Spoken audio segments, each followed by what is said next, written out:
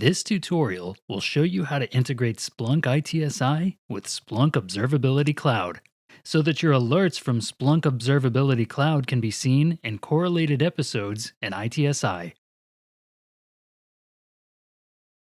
The first step you'll need to do is set up an HTTP event collector in Splunk Enterprise.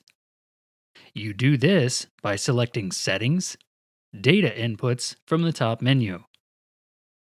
You'll see the HTTP event collector, and you'll select Add New. You only need to do one thing on the following screen, which is give your event collector a name. Then select Next. On this screen, you need to identify which index into which you want to store your Observability Cloud alert data. You can use an existing index, or for this video, we recommend creating a new index specifically for this task. You'll need this index name later. To do this, select Create a new index. For purposes of this video, we can accept all defaults on the page, so you only need to enter an index name, then click Save. Verify that you see your new index in the default index pull-down menu. Then select Review. And finally, Submit. You'll see the token has been created successfully, and the token value is what you'll need later. This next step you'll do in Splunk Observability Cloud. In the menu on the left, you'll select Data Management. On the Deployed Integrations page, you'll select Add Integration in the top right corner. On the Available Integrations page, enter Splunk Platform into the search box. You'll see the Splunk Platform icon show up.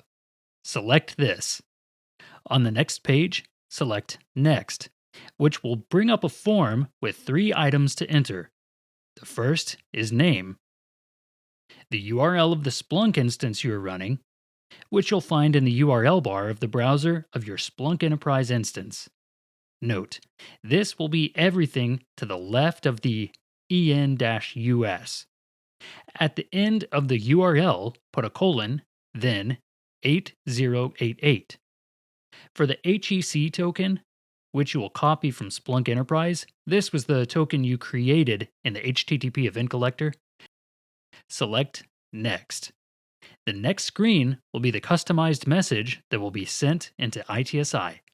For now, make no changes, just select Next and save. The first steps of the integration are now complete.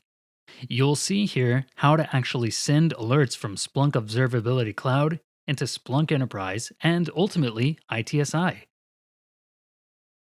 At the top of your screen, you'll see the Create menu button. Select that plus button, then Create Custom Detector. You'll need to decide what metric data you want to alert on. I'll create one now, just as an example. Enter a name and then select Create Alert Rule. There are 6 steps to complete here. The one that handles ITSI integration is in step 5, so complete your detector as needed. Then, in step 5, select Add Recipients, which will show a drop-down menu. Select Splunk Platform. The integration you set up earlier should show up here. Select the one you created and continue. Name your detector and select Activate Alert Rule. In this next step in ITSI, you'll need to install and enable the Content Pack for monitoring and alerting. To do this, at the top menu, select Configurations, Data Integrations. Select the Content Library tab. Then, search or browse for the ITSI Monitoring and Alerting Content Pack. Select this icon. You'll see the details of the pack, and then select Proceed. From the 7 steps shown below, for the purposes of this tutorial, you can leave most of the defaults. Depending on your needs, you can enable or disable backfill in step 6. When ready, select Install Selected, Install. When the installation is complete, you can select Done. Along with the newly installed content pack is a macro, which is used for correlation searches. You'll need to edit this. To do this, look for the settings at the top of the page, then select Advanced Search. Then select Search Macros to list all macros. Here, you'll search for Get ITSI Universal Index. To edit your macro, select it. Now you can specify the index you made earlier, as well as the source type for your Splunk Observability Alert data. Select Save when you're done.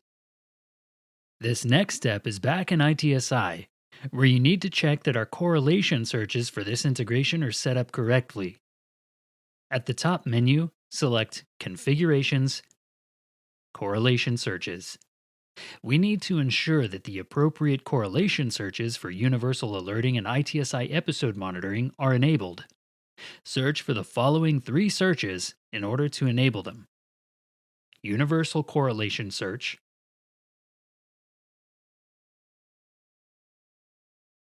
Episode Monitoring,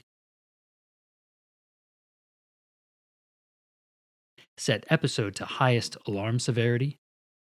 Next, we need to configure some related NEAP or Notable Event Aggregation policies. There are 2 listed here you need to make sure are enabled. Episodes by alarm, and episodes by SRC.